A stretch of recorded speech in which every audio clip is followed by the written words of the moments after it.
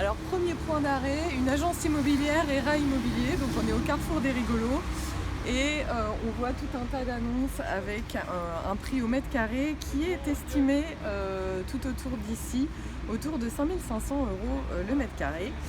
À Fontenay, il faut savoir que le prix du mètre carré s'est envolé. On a par contre des différences très importantes entre les quartiers, donc ce petit schéma pour le montrer, avec tout ce qui est autour de Val-de-Fontenay, beaucoup moins cher que ce qui concerne l'ouest de Fontenay et le Bois. Donc on a des disparitions, des différences de prix qui vont de 3 000 à 10 000 € le mètre carré. On peut noter que les programmes immobiliers en cours vont pour un 2 pièces entre 7 000 et 7 600 € le mètre carré dans le coin, et du côté du Maréchal de Latte de Tassigny, donc côté Val-de-Fontenay, on se retrouve avec des prix de 5 500 à 6 000 € le mètre carré. Donc une vraie problématique pour les gens pour se loger, qui entraîne une gentrification notamment de la zone.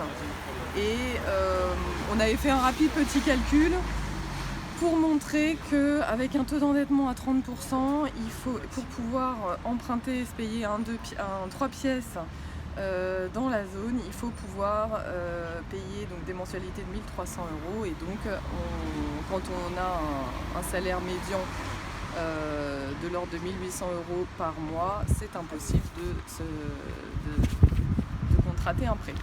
Voilà, donc en 2016, il y a une charte des promoteurs de Fontenay qui a été signée par le maire, qui devait essayer d'encadrer un peu les loyers. Force est de constater qu'il y a encore beaucoup de travail et que malgré ça, le prix du mètre carré continue d'augmenter de façon assez conséquente.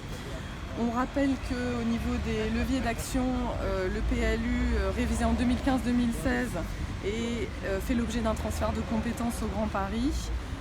Le Grand Paris, en effet, alors là, on a noté les 5 compétences qui sont transférées au Grand Paris de manière progressive de 2016 à 2018, avec la métropole du Grand Paris